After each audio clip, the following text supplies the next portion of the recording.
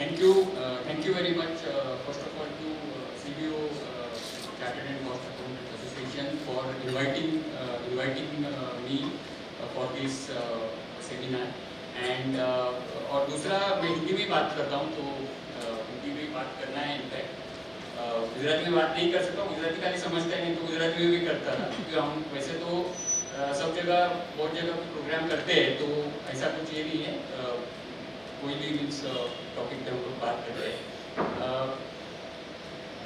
First, I want to thank all the dignitaries over here on the stage, Sri Amit Bhai, Sri Viral ji, and all other dignitaries. And अभी मैं इसकी तरफ जो मेरा session है उसमें मैं बीएससी और जो इन्वेस्टर का रिस्पॉन्सिबिलिटी है, इन्वेस्टर का मार्केट की तरफ, मार्केट का भी क्या क्या होता है, ये सब आपको बताता हूँ। और शुरुआत हम लोग करते हैं जो मार्केट का स्ट्रक्चर है, जो कैपिटल मार्केट है उसका रेगुलेटरी स्ट्रक्चर क्या है। तो इसमें हमको दिखाई देगा कि मिनिस्ट्री ऑफ फिनांस जो है, MOF, ये सबसे ऊपर है, उसके अंडर सेबी काम करता है, और सेबी ओवरऑल कैपिटल मार्केट के लिए रेगुलेटर है। तो कैपिटल मार्केट में एज ए रेगुलेटर क्या क्या आता है, तो जो सेबी के अंडर है वो आता है, स्टॉक एक्सचेंजेस आ जाते हैं, देन कमोडिटी एक्सचेंजेस आ जाते हैं, उनके ब्रोकर्स आ जाते हैं, उनके सब ब्रोकर्स जो भी मीन्स उनके अंडर जो भी है वो सेबी रेगुलेट करता है। दूसरा इंटरमीडिएट आता है डिपॉजिटरीज कितने हैं, 2 है, और उनके अंडर जो डिपॉजिटरी पार्टिसिपेंट्स है वो भी सेबी के अंडर आते हैं। तीसरे हैं म्यूचुअल फंड भी सेबी के अंडर आ जाते हैं, और बाकी भी बहुत से इंटरमीडिएटरीज है जो सेबी के अंडर रेगुलेट होते हैं, जैसे मर्चेंट बैंकर्स है, जो कैपिटल मार्केट रिलेटेड जो भी इंटरमीडिएटरी है वो सब सेबी के अंडर आ जाते हैं। इन्वेस्टमेंट एडवाइजर्स है, ये सब सेबी रेगुलेट करता है। तो हमको ये क्यों पता होना चाहिए ये सब चीज़, क्योंकि हमारा अगर कुछ कंप्लेंट है एज ए इन्वेस्टर, तो हम लोग वो राइट रेगुलेटर के पास लेके जाना चाहिए। जैसे एग्जांपल की रिजर्व बैंक है, रिजर्व बैंक के अंदर बैंक्स है and non banking financial institution है, इनको रेगुलेट करता है रिजर्व बैंक। सो अगर हमको कोई बैंक के अगेंस्ट कंप्लेंट है तो हमको रिजर्व बैंक के पास जाना चाहिए, तो उनका ऑम्बुड्समैन रहता है, तो उसमें हमको कंप्लेंट डालना है। तो ये हमको पता होना चाहिए। लेकिन बैंक के अगेंस्ट अगर हमारा एज अ कंपनी लिस्टेड है तो फिर वो कंप्लेंट सेबी के पास जाना चाहिए। तो ये चीज़ पता होना चाहिए। जैसे IRDA है, insurance regulatory development authority of India, तो ये जो है ये रेगुलेट करता है life insurance companies. 2 type of companies है इंश्योरेंस में, life insurance and general insurance. तो ये दोनों को रेगुलेट करता है IRDA। देन PFRDA है जो पेंशन फंड रेगुलेटरी डेवलपमेंट, तो वो पेंशन फंड्स को रेगुलेट करता है। तो ये जनरल इंफॉर्मेशन हमको होना चाहिए कि कौन किसका रेगुलेटर है और इसके लिए हमको कहाँ जाना है अगर कुछ कंप्लेंट है तो। अभी कैपिटल मार्केट में why we invest, why we come to the capital market, क्योंकि हमको एक्चुअली जो सेविंग है हमारा, जो सेविंग है उसको हमको चैनलाइज करना है टू क्रिएट वेल्थ। क्योंकि सेविंग अगर हमने वैसे ही रखा तो उसका फायदा नहीं है, मीन्स उसका हमको रिटर्न नहीं मिलेगा, अच्छा हमारा वेल्थ क्रिएट नहीं होगा। तो we need to invest.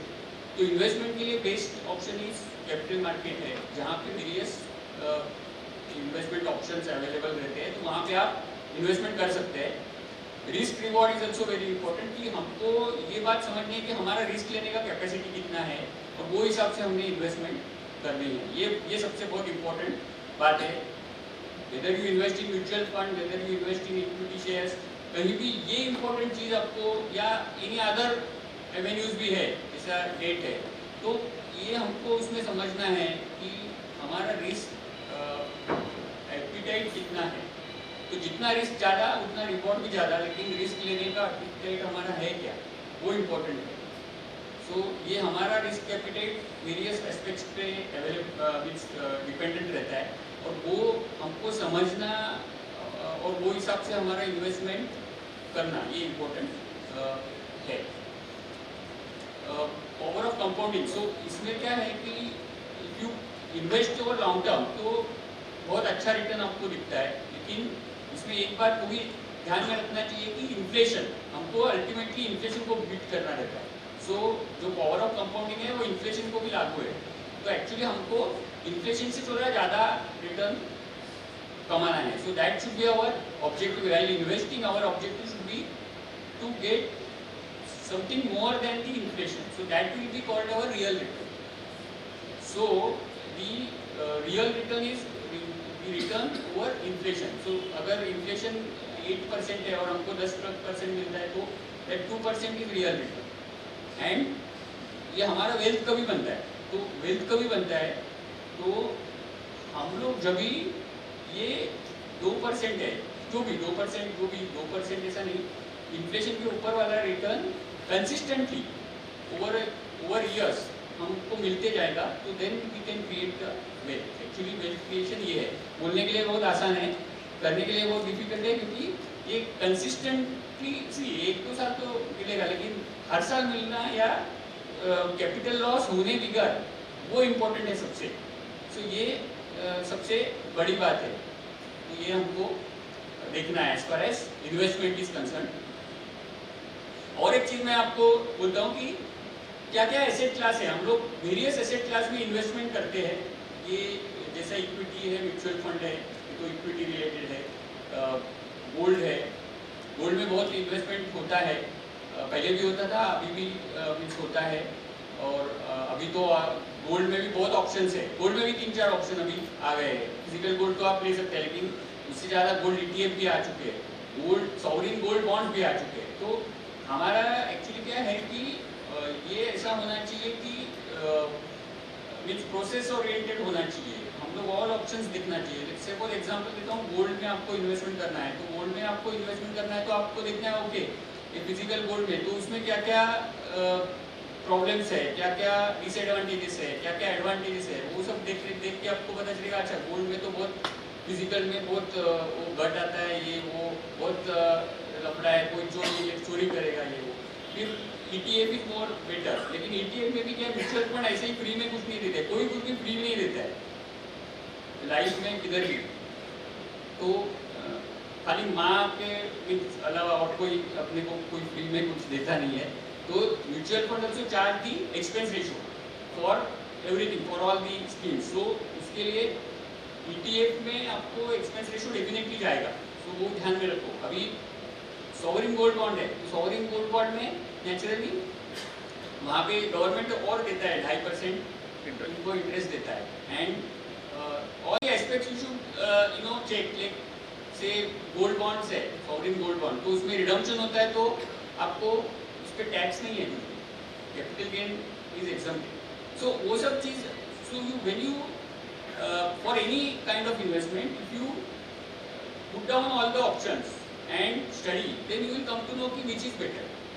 Okay, so this should be our approach towards investment. While making investment, you should reach down like like in this case returns, safety, liquidity. See, liquidity is one which we always means sometimes we never consider only. One example I am giving, the NCD, NCDs also, as well as company deposits. Company deposits are generally illiquid because it is suppose 3 years. Before 3 years you can't get that money. But bank FDs are liquid because you can go to bank and on same day or next day they will give you money back. Maximum what they will do, they will cut 1% interest. So, but that is liquid. You can get the money back anytime. So that also, while doing investment, you should keep in mind. And of course, certain other things like tax implications, whether it is having periodic returns, etc. So all those things also we should consider. Certain like earlier it was capital gain tax was exempt. Earlier dividend was also exempt in the hands of investor. So now it is not. So all those things we should consider while investing. So these also things we should always consider.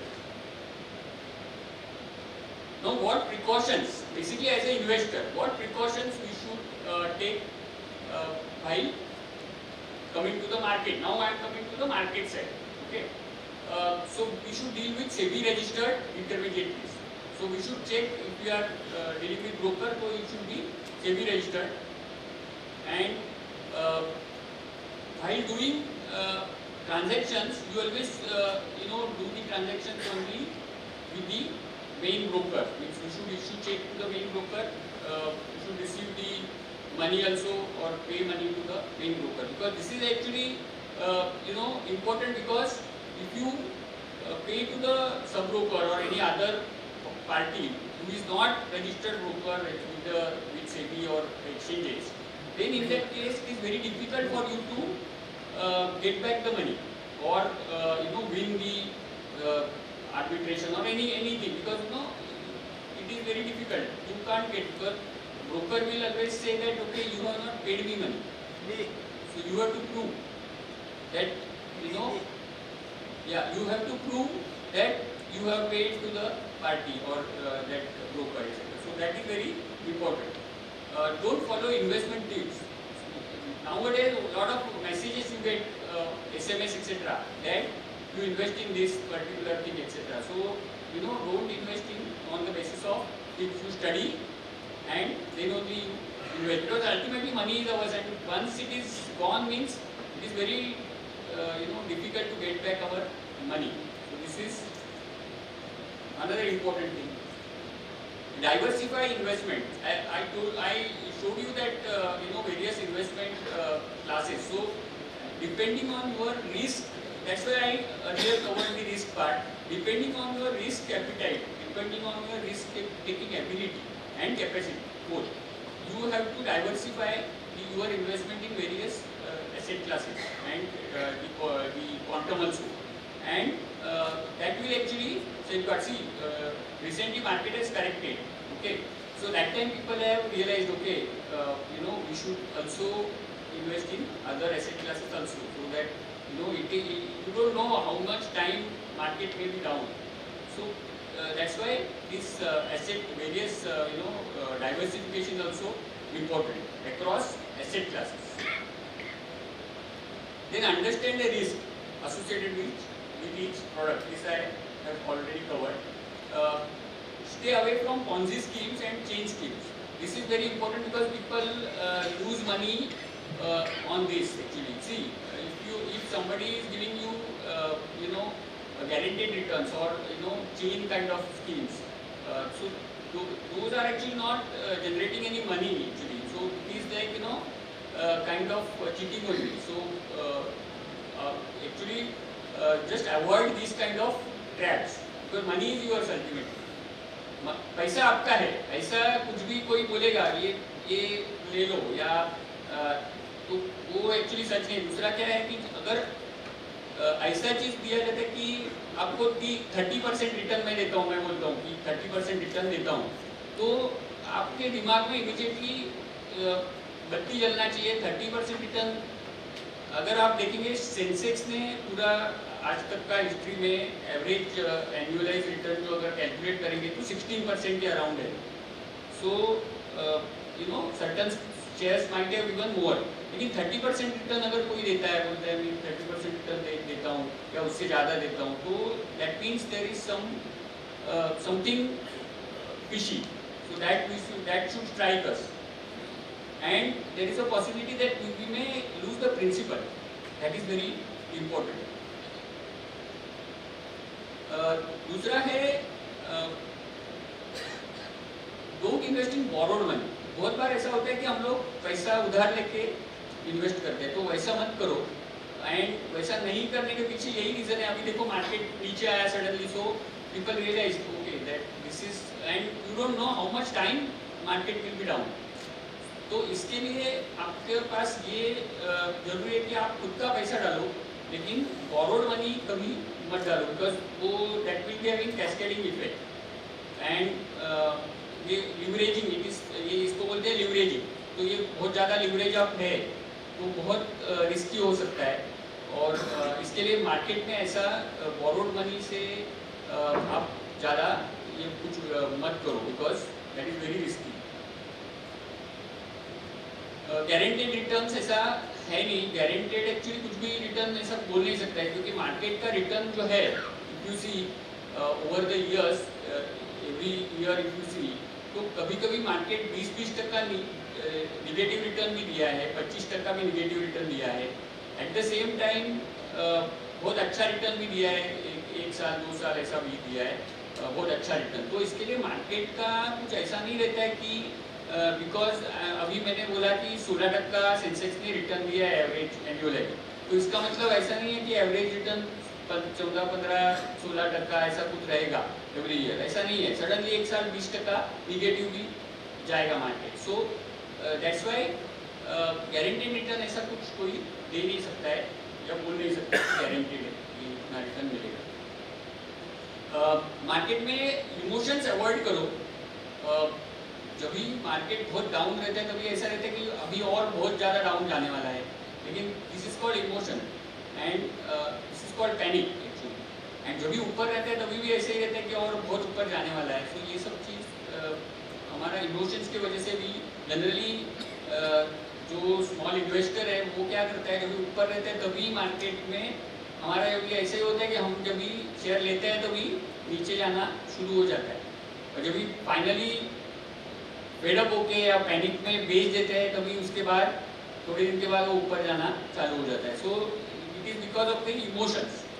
तो we should try to control our emotions and अपना जो decision है वो rationalise decision लेना चाहिए and diversify करना चाहिए, that will be good thing.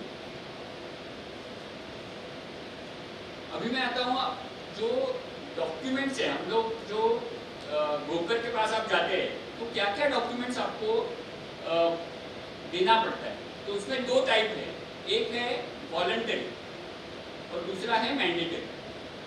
तो वॉलंटरी में क्या है और मैंडेटरी में क्या है।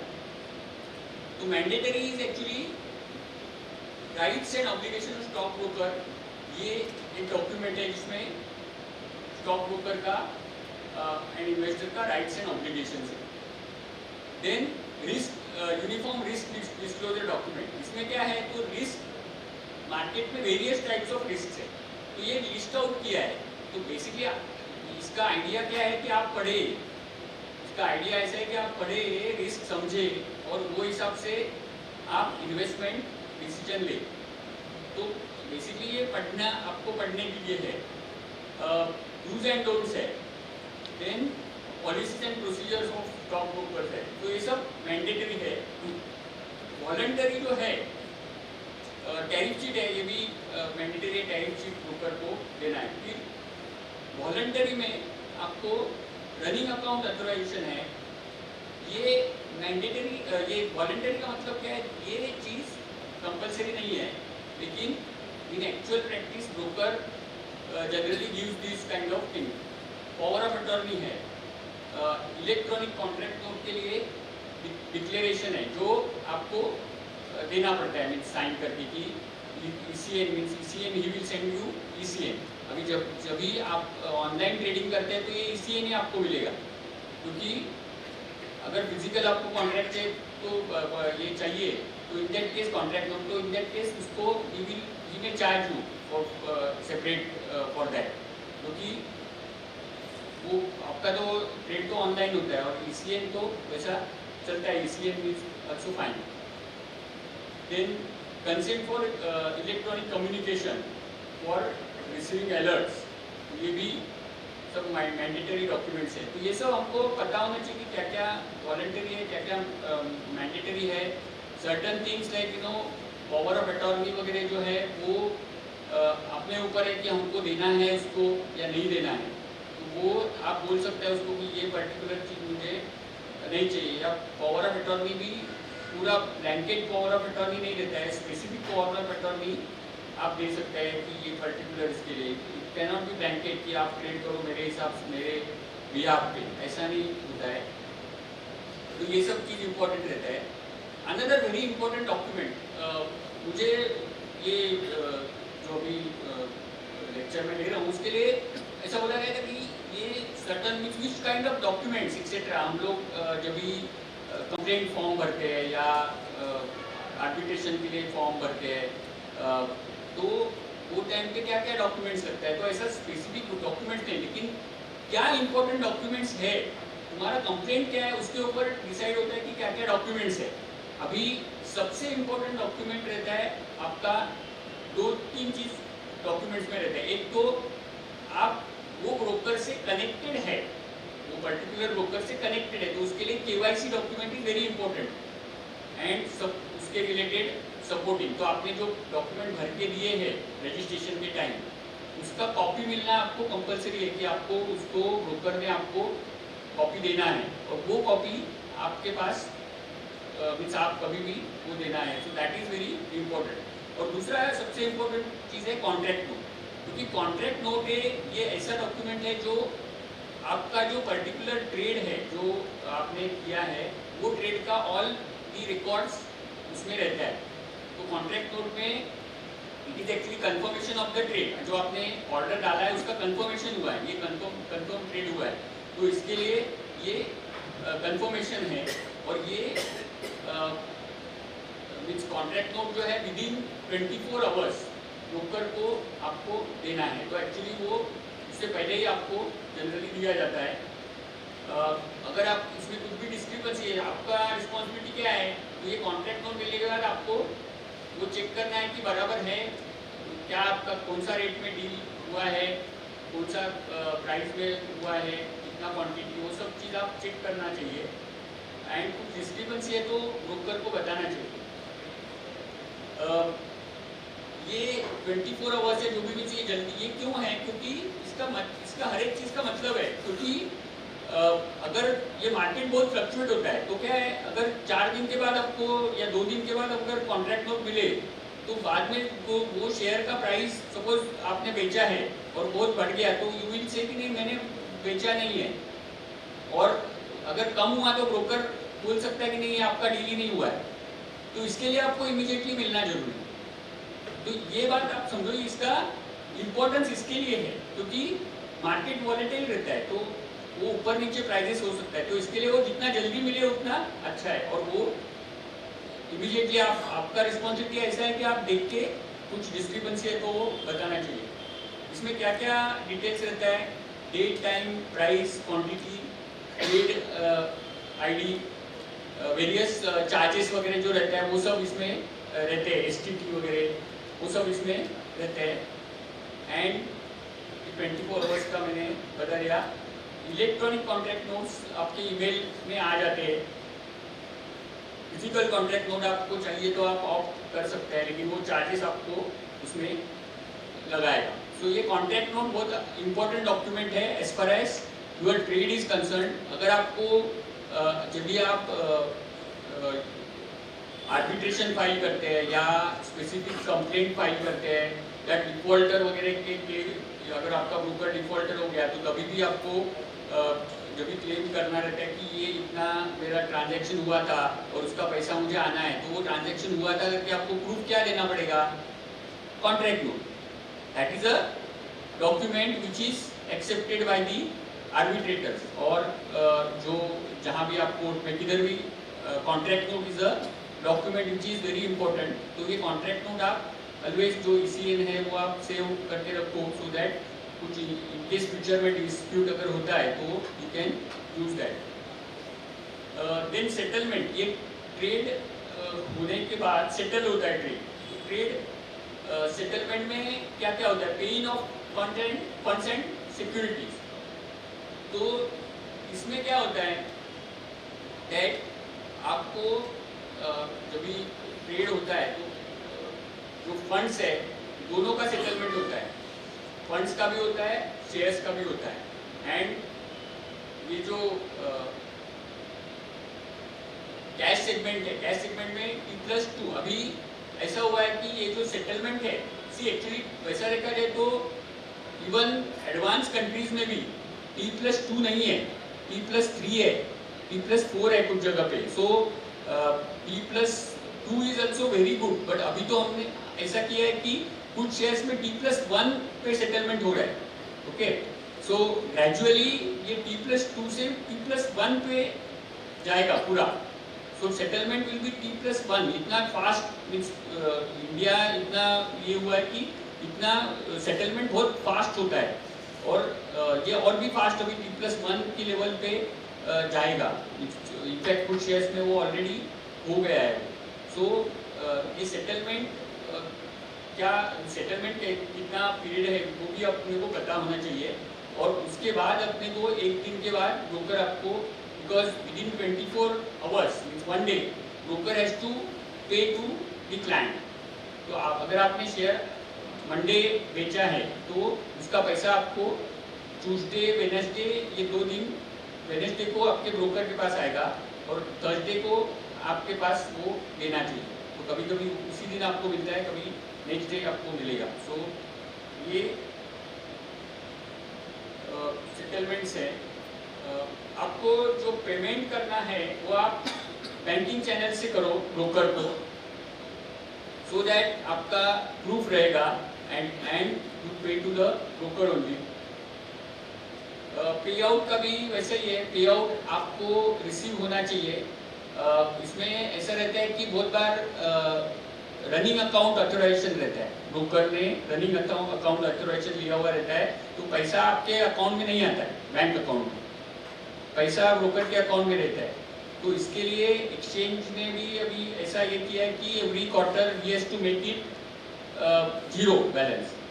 तो ये सब एक्सचेंज फ्रॉम इट साइड ये करता है, लेकिन इसमें क्या है कि this is very important thing, because क्या होता है कि जब भी कोई ब्रोकर या ब्रोकर से डिफॉल्टर हो गया या मीन्स वेरियस कंप्लेंट्स वगैरह भी आता है, बट डिफॉल्टर वगैरह स्पेशली जब भी होता है कोई ब्रोकर, तो उसके पास अगर आपका आपने शेयर्स बेचा, शेयर्स बेचने के बाद आपके पास पैसा आपके अकाउंट में आना चाहिए, बट वो उसके पास ही पड़ा है, क्योंकि आपको लगता है आप बाद में कुछ करेंगे ट्रेड, तो उसके लिए वो उधर ही पड़ा है।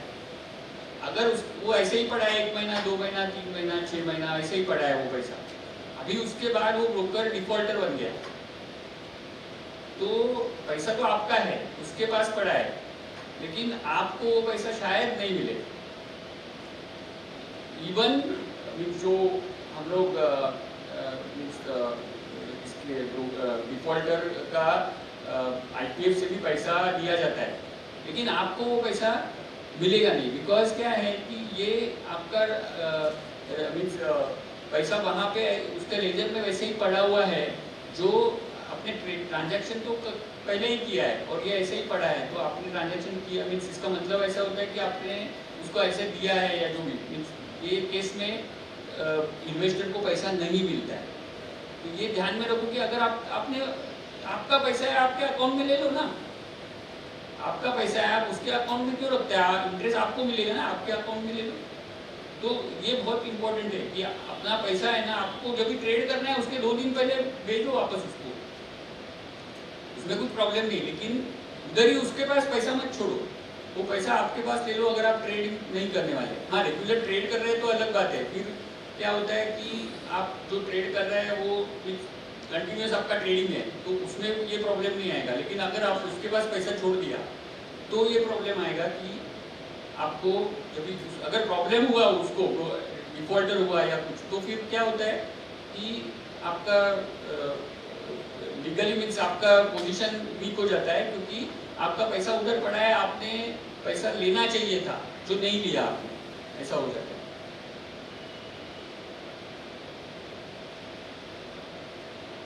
तो 24 आवर्स में आपको पैसा उसने देना है। जब भी हम लोग स्टॉक मार्केट की बात करते हैं तो यहाँ पे जैसा हम लोग से फ्लैट लेते हैं, कुछ भी डील करते हैं, आप लोग सब बिजनेस वाले लोग हैं तो डील करते हैं, तो उसमें एक बड़ा रिस्क क्या रहता है, काउंटर पार्टी रिस्क। सामने वाला पार्टी है ना, वो पैसा देगा कि नहीं ये हमको पता नहीं, ये रिस्क रहता है ऑलवेज।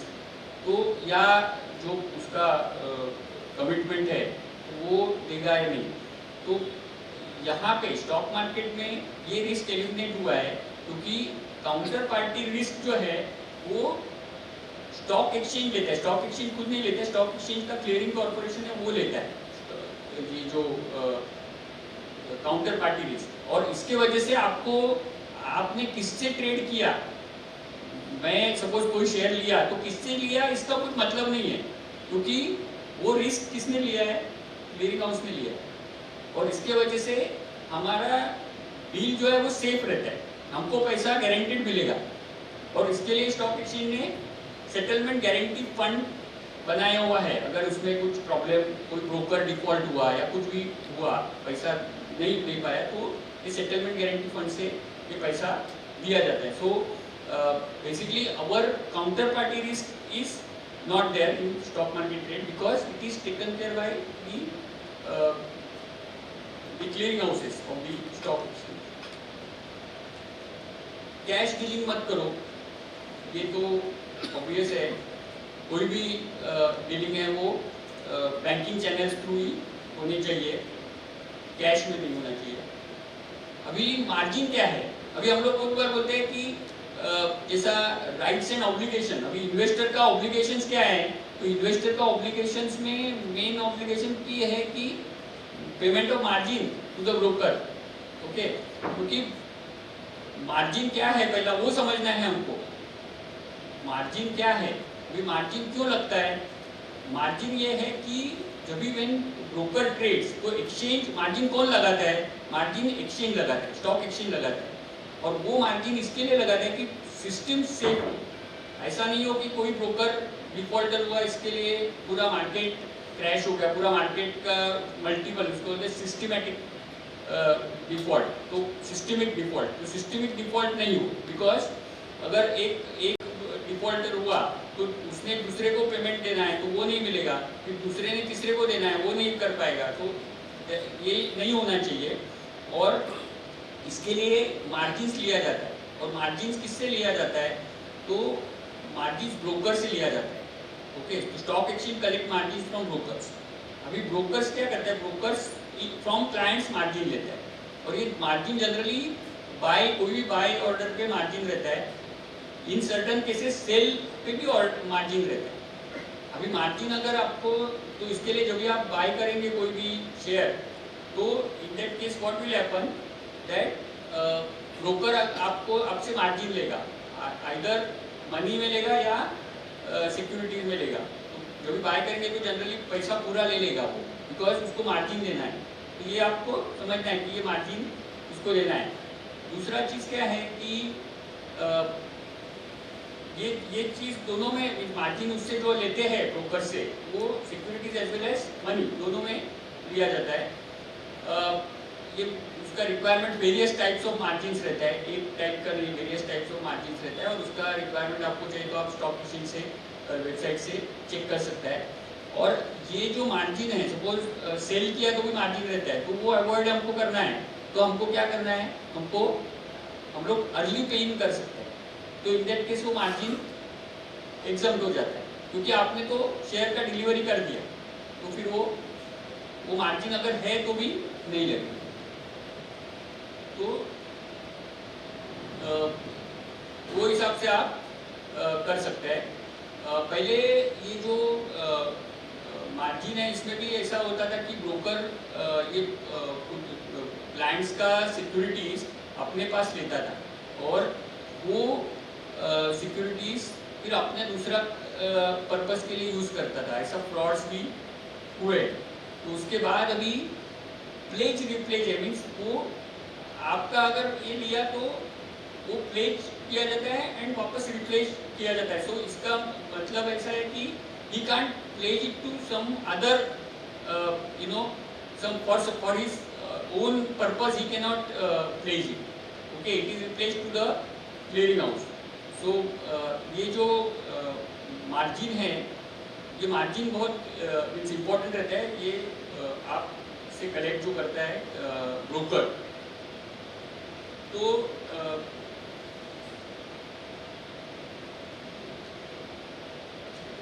ये कैसा उसका प्रोसीजर है। अर्ली पेइंग मैंने आपको बताया, अर्ली पेइंग में आपको पेमेंट मीन्स सिक्योरिटीज का पेइंग अर्ली करना है, सो दैट आप जैसे ट्रांजैक्शन सेल ट्रांजैक्शन करेंगे तो अभी पेइन भी आपका कर देना है, तो ऑटोमेटिकली आपका मार्जिन लगेगा नहीं।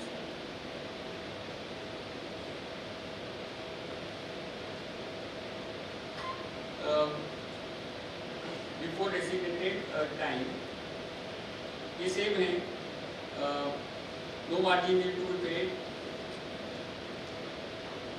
upon early paying in securities, no margin needs to be paid.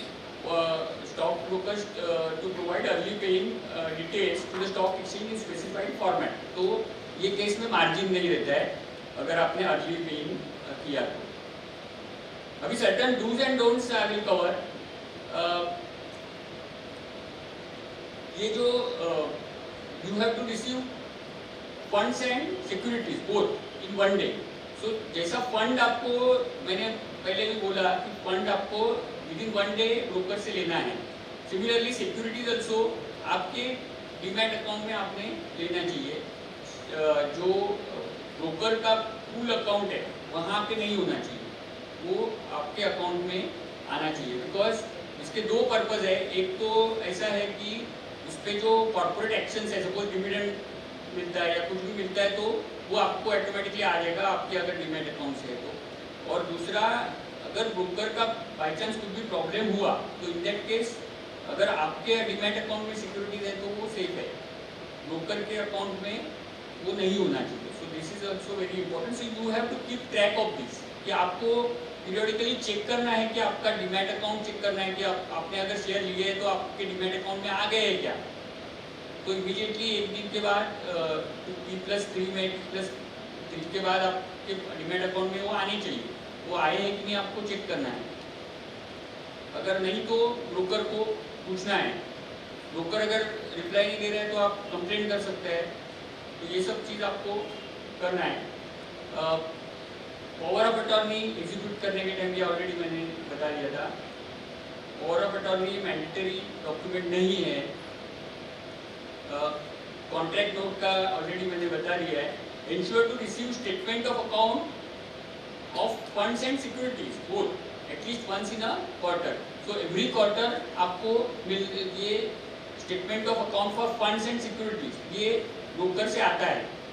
अगर फिजिकल कॉपी नहीं आया तो ईमेल में आया रहेगा, तो ये आप चेक करो तो आपको पता चलेगा कि आपका अकाउंट में कितना बैलेंस है ब्रोकर के पास, और आपका जो डीमैट अकाउंट है उसमें कितना बैलेंस है शेयर्स का, वो सब आपको पता चलेगा।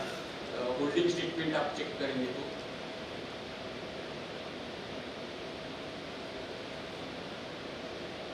कीपिंग एक्सेस मनी, ये मैं ऑलरेडी बोला है आपको कि ज़्यादा पैसा ब्रोकर के अकाउंट में मत रखो unless you are going to trade, क्योंकि रिस्की है वो। आगे चल के कुछ प्रॉब्लम हुआ तो फिर आपको वो पैसा मिलना मुश्किल हो जाएगा।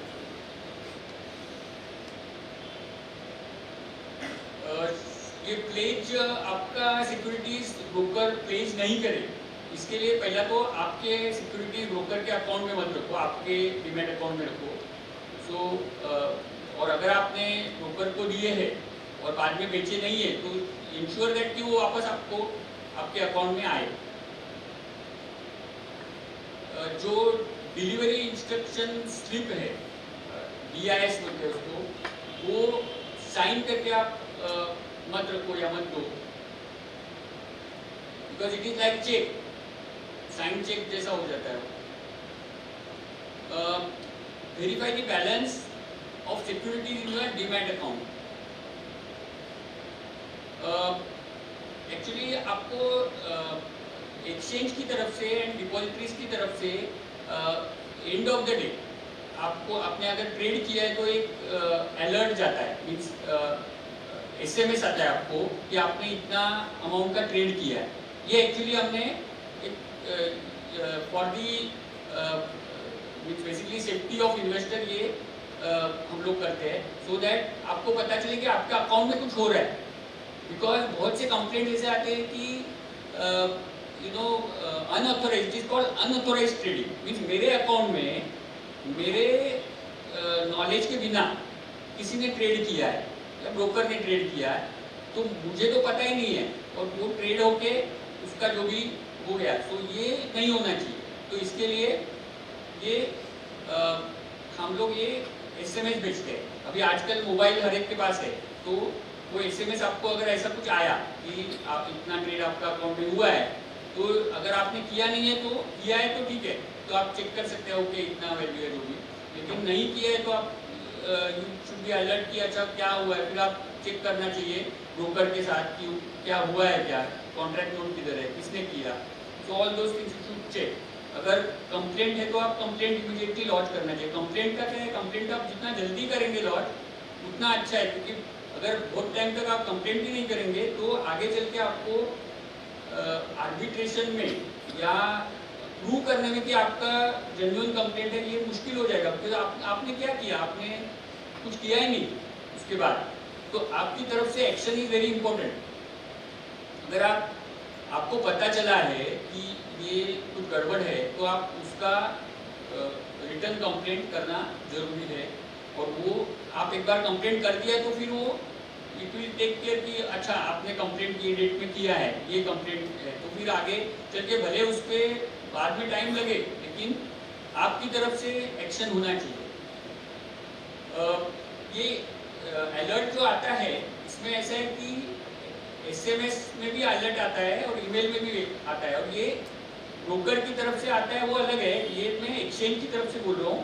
और ये हर इन्वेस्टर को आता है जिसने आपका जो मोबाइल नंबर है और ईमेल आईडी है, ये अगर ब्रोकर के पास आपका अपडेटेड है तो वो हिसाब से एक्सचेंज वो ब्रोकर से के डेटाबेस से लेके ये भेजता है। सो अगर आपका mobile number, latest mobile number वगैरह अपडेटेड नहीं है ब्रोकर के पास तो आप कर दो, सो दैट ये अगर ऐसा कुछ है तो आपको SMS और ये आएगा। और अगर ये नहीं आ रहा है, आप ट्रेड करके भी आपको SMS नहीं आ रहा है, तो इसका मतलब आपका मोबाइल नंबर वहाँ पे अपडेट नहीं है, तो आप करो। ओके, तो ये आप ध्यान में रखो। और ईमेल में जो आता है वो डिटेल आपका ट्रेड सब आता है, सो ईमेल में जो अलर्ट आता है, मोबाइल में खाली आपको information, because it is SMS, सो जो छोटा खाली इन्फॉर्मेशन करके आता है वो। अगर कंप्लेंट के लिए स्कोर्स करके, सेबी स्कोर्स करके जो वेबसाइट है वहाँ पे आप कंप्लेंट कर सकते हैं, सेबी का जो वेबसाइट है, और वहाँ से ऐसा है कि वहाँ से आप वो सेबी में यहाँ जो एक्चुअली किसी के भी अगेंस्ट आप कंप्लेंट कर सकते हैं, जैसा कोई भी इंटरमीडिएटरीज के अगेंस्ट कंप्लेंट कर सकता है, स्टॉक एक्सचेंज के अगेंस्ट कंप्लेंट कर सकता है, कोई भी ब्रोकर के अगेंस्ट या कंपनी के अगेंस्ट भी आप कंप्लेंट कर सकते हैं ये पोर्टल में। और ये पोर्टल में एडवांटेज ऐसा है कि अगर आप कंप्लेंट करेंगे सपोज वो पर्टिकुलर ब्रोकर का, तो वो पहला वो स्टॉक एक्सचेंज को जाएगा, फिर स्टॉक एक्सचेंज की तरफ से वो ब्रोकर को दिया जाएगा, और फिर वो उससे रिप्लाई लिया जाएगा।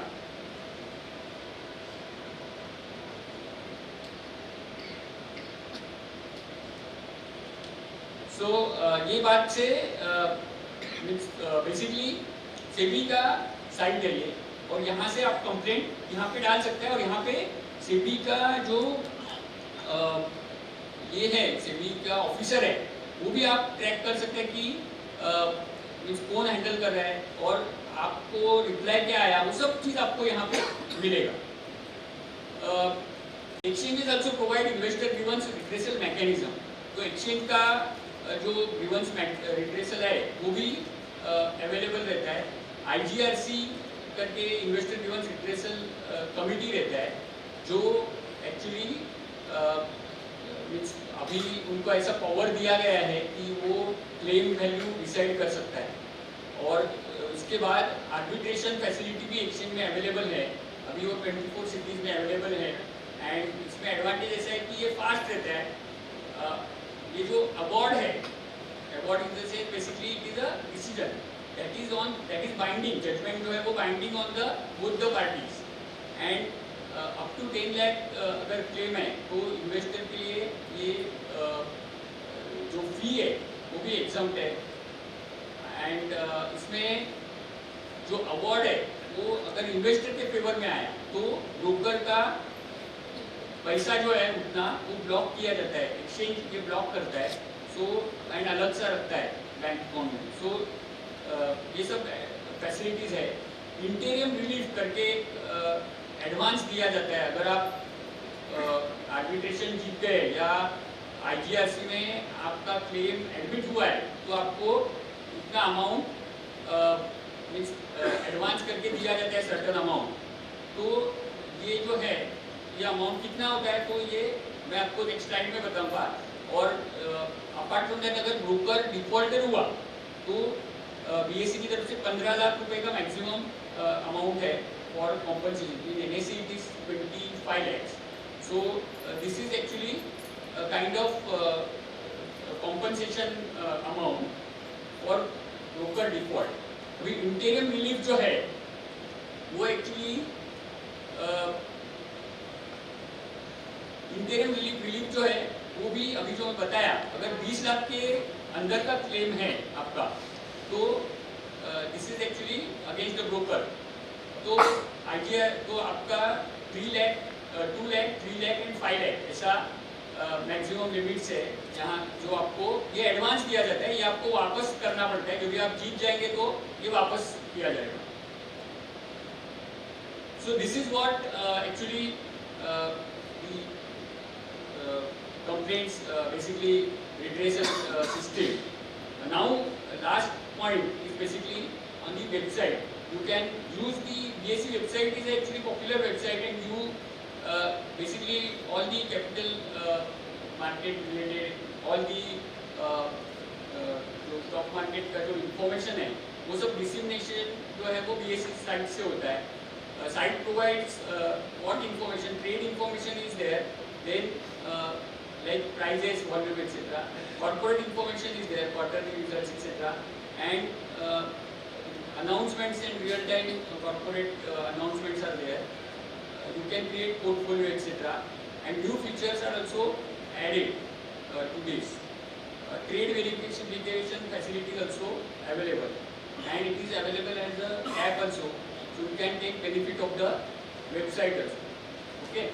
So this is from my side. I just want to add one point over here is that one thing actually I was told that what is algo trading. So I said okay, I will just tell about that also. Algo trading is nothing but actually it is automated trading, and algo trading is actually done by the institutions, etc. Basically, generally, retail investor is not doing the algo trading, but this algo trading is provided by some brokers also, and it is actually institutions are using. You can come to know when you do the order, put the order. You can see some means 1 paisa after means above you if somebody comes. If you change, then immediately somebody changes. So that is actually because of algo.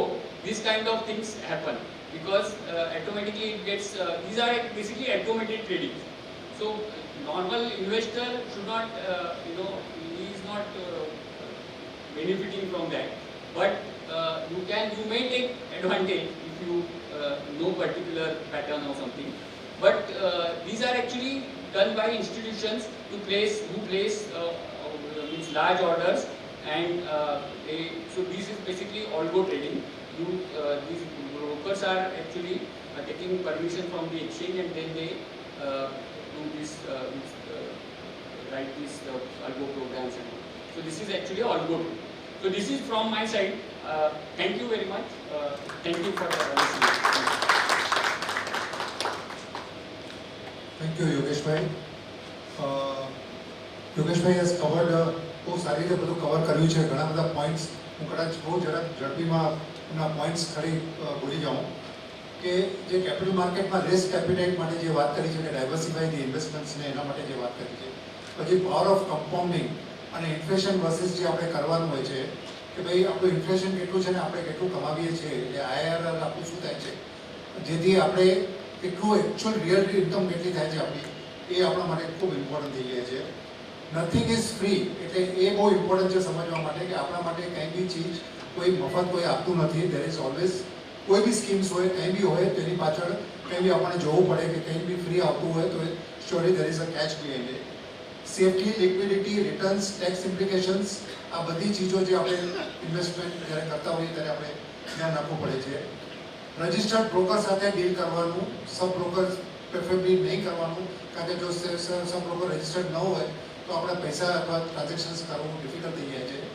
Ponzi schemes માટે મેં જે વાત કરી કે ભાઈ 30% return versus જે average બીએસસીનું return otherwise 16% રહ્યું છે, તો કોઈ બી રિટર્ન તમને જ્યારે લાગે કે 25%, 30%, 35% કોઈ ઓફર કરતું હોય તો ત્યારે એ રિટર્ન્સ અનરિયલિસ્ટિક છે, એટલે કદાચ એ આપણા માટે ત્યારે જ લાભબંધી થઈ જવી જોઈએ. ઇન્વેસ્ટમેન્ટ આઉટ ઓફ બોરોઇંગ્સ એ બહુ અગત્યનો પોઈન્ટ એમને કવર કર્યો છે કે ભાઈ આપણે ઇન્વેસ્ટમેન્ટ કોને કહીએ છીએ કે investment should be out of our on surplus funds. આપણી પાસે જે બી એક્સ્ટ્રા ફંડ્સ હોય એમાંથી જ આપણું ઇન્વેસ્ટમેન્ટ થવું જોઈએ, પણ ક્યારે બી ઇન્વેસ્ટમેન્ટ આપણું બોરોઇંગમાંથી ન થવું જોઈએ. એટલે લેવરેજિંગ કરીએ ત્યાં જ આ બધી તકલીફો થાય છે આપણને. વોલન્ટરી વર્સિસ મેન્ડેટરી જે લોકો બ્રોકર્સ માટે આપણે જે બધું સમજાવ્યું કે ભાઈ કઈ ચીજો વોલન્ટરી આપણે આપી શકીએ છીએ અને કઈ ચીજો આપણે કમ્પલસરી આપવાની હોય છે. સેટલમેન્ટ ગેરંટી ફંડ વિશે વાત કરી કે કાઉન્ટર પાર્ટી ગેરંટી જે હોય છે એમની, કે આપણું જ્યારે બી કોઈ સેટલમેન્ટ કરતા હોઈએ ત્યારે આપણું ટ્રેડ જે છે બિટવીન ધ બ્રોકર્સ આપણું એ સેટલમેન્ટ થઈ શકે છે અને એ ગેરંટીડ હોય છે, કારણ કે એના માટે જે ફંડ સેપરેટલી રાખવામાં આવ્યું છે. Early paying for saving the margin, એટલે એ બહુ ઇમ્પોર્ટન્ટ છે કે આપણે જો ખ્યાલ જ હોય કે આપણે આ માલ ઉતારવાનો છે તો માલ પહેલેથી ઉતારી દઈએ તો કદાચ એ માર્જિન આપણું બચી જાય અને માર્જિન ન ચૂકવવું પડે આપણે.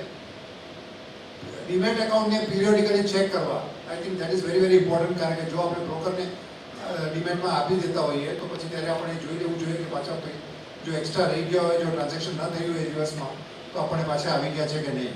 योगेश भाई आपके लिए 3-4 क्वेश्चंस मेरे तरफ से है कि ये 24 घंटे आपने कहा है ECN के लिए डिस्क्रिपेंसी, तो उसमें किस तरह की डिस्क्रिपेंसी होती है और उसका सॉल्यूशन होता है कि नहीं होता है, किस तरह से सॉल्यूशन. फिर ये क्वार्टरली जो आप कहते हैं कि पैसा जो हमारा जमा रहता है ब्रोकर के पास वो पैसा हमारा क्वार्टरली वापस आ जाता है, वो क्वार्टरली है यानी एवरी क्वार्टर का एंड है कि 90 डेज है? क्योंकि अभी मेरा ब्रोकर है वो मुझे 90 डेज में देता है, तो कभी 26 तारीख आती है, कभी 27 तारीख आती है और उसका आपको पता नहीं रहता है और पैसे वापस आ जाते हैं. It is beyond our control. और ये IPF के बारे में आपने जो बात किया कि प्रोटेक्शन फंड अगर है तो ब्रोकर के पास अगर हमारा पैसा जमा है तो हमें क्यों नहीं मिलता है वो पैसा. आपने कहा कि भाई अगर पैसा आपका रह गया है तो फिर ये प्रोटेक्शन फंड में से भी अगर ब्रोकर डिफॉल्ट करता है तो पैसे हमको नहीं मिल सकते, वो आपने कहा है. तो ये 3 क्वेश्चन अगर आप जब भी क्वेश्चन आंसर लो तभी आप लेना. अभी हम दूसरी तरफ जाएंगे तो we will hear Sanjay news who will speak on demat.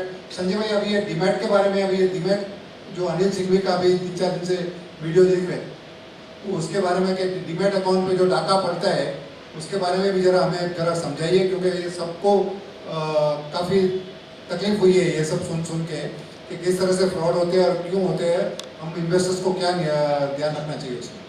Thank you Sanjay भाई.